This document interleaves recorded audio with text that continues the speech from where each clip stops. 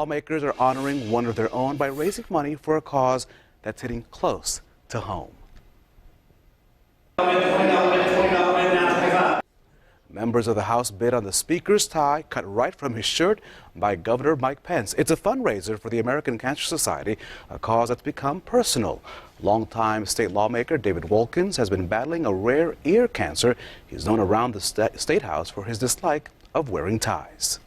I just can't believe that I'm getting this much attention. It is absolutely overwhelming. The love and the support that I've had from everybody here is just absolutely amazing. I just hope that I can give back to them as much as they've given me. Wilkins recently received news that he is cancer-free. He will miss 6 weeks of the session to undergo follow-up radiation treatments. And in case you're wondering about the winning bid, the Speaker's tie went for $550.